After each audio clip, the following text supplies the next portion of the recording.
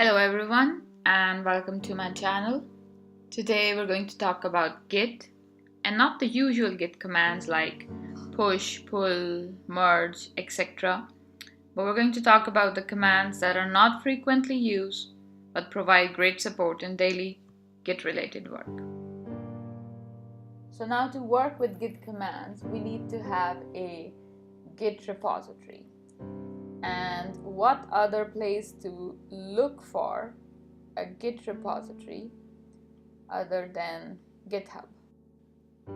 In my GitHub account, I have already forked a Git repository called Job DSL plugin from the Jenkins CI account. And this is the repository, the Git repository that we will be working on in this video today. And if you want to know more about the Job DSL plugin, leave a comment below so I can talk about the Job DSL plugin in my next video. So I'm going to clone this repository locally on my computer, and then we're going to experiment with this repository.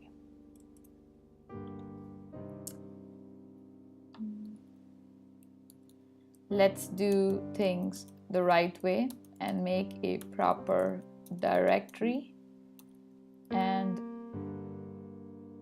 clone the Git repository in that directory.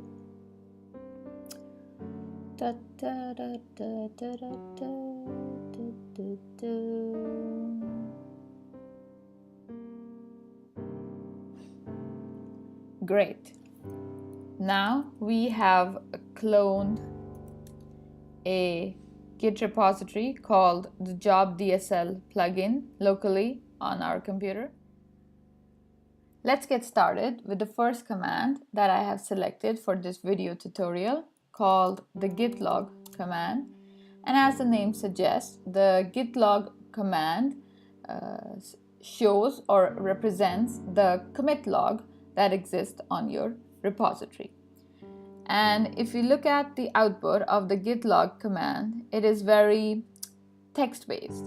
The representation of the log is in the format of a text. Now, when it comes to Git, there is a very common graphical representation of the git log output that is referred to as the Git tree. And if you're not familiar with what Git tree is, then a quick Googling will suggest something like this. You can say this is the graphical representation of the Git commit logs. Now, you may wonder why I'm talking about Git tree at this point.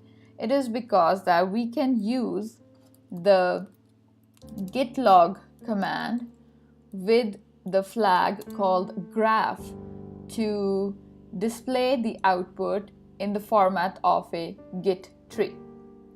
Here you can see on the left hand side of the screen that there is a Git tree format of the commit logs.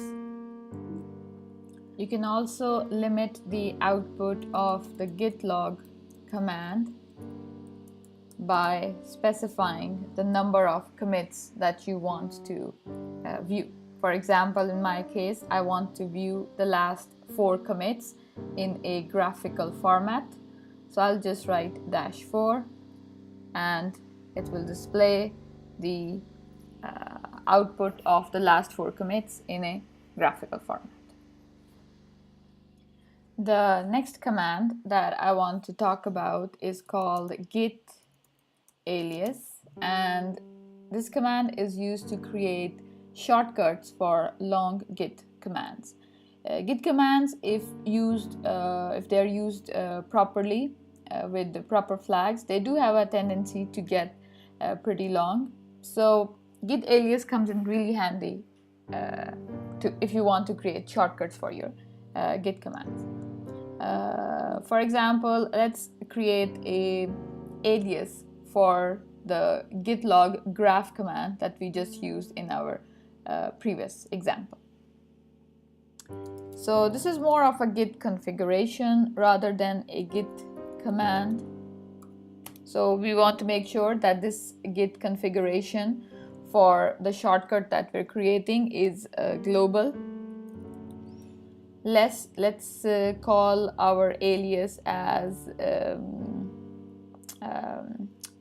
last 4, because we're going to be displaying the git log of the last 4 commits that we have. And 4.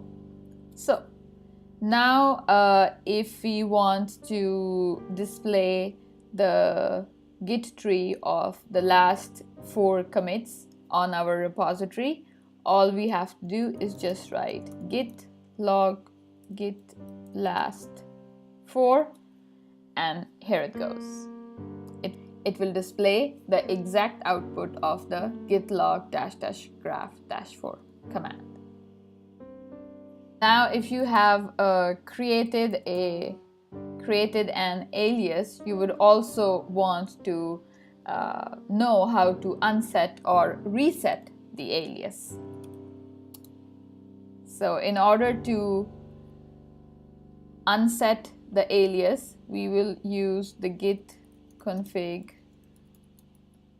--global --unset alias last 4. Now if we will write git last 4, we will not get the same output. In fact, we will get an error saying git last 4 is not a git command. Okay, the next git feature, git configuration, git command that I'm going to talk about is called the git amend command. It is an easy way to fix or update the most recent commit made on your repository. So what I'm gonna do now is that I'm gonna make a local commit on this repository. Let's make some changes into the repository by creating a new file. Now we can see that now we have added this file. Now we're going to use the git commit command with the message adding new file, and let's misspell file and call it Xyle, adding new Xyle. And using the git log command, I can see that the latest commit is the commit made by me called adding new Xyle. Now I'm gonna go ahead and actually push this commit remotely as well. Not just locally, but gonna try to amend the commit that have been pushed remotely.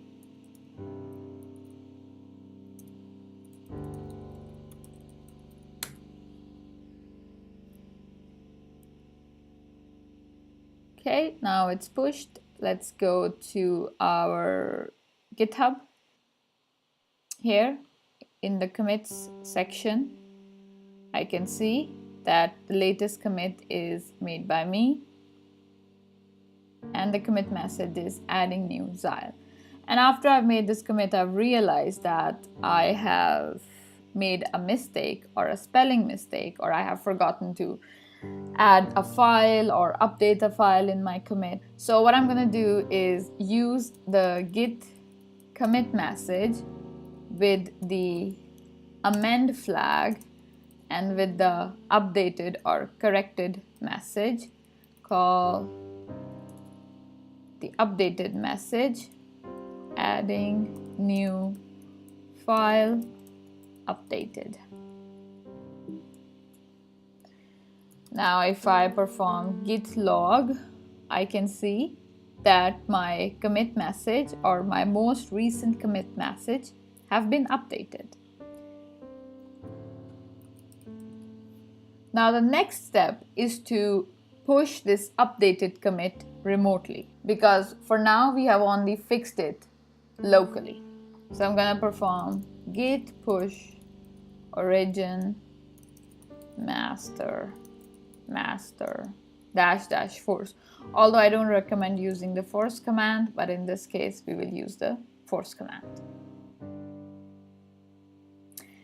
And here you go. Let's look at the GitHub remotely and update the page. And here you go. Adding new file, updated. Our old commit message with the spelling mistake have been updated, and now we have the correct commit message displayed. Okay, the last command that I'm going to talk about today is called the git blame command. The purpose of this command is pretty simple. It helps us to see that which author or which programmer last modified each line of the file. If we look at the example of our current repository, job DSL plugin, and display the files that exist in the repository. So we're going to take the example of the readme file. Going to use the readme file with the git blame command.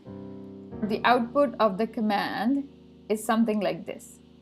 So for each and every line of the file, it displays when was this file updated, what time, what date, who updated it, and what was the commit ID in which the file was updated. Similarly, let's look into some other file, maybe build Gradle.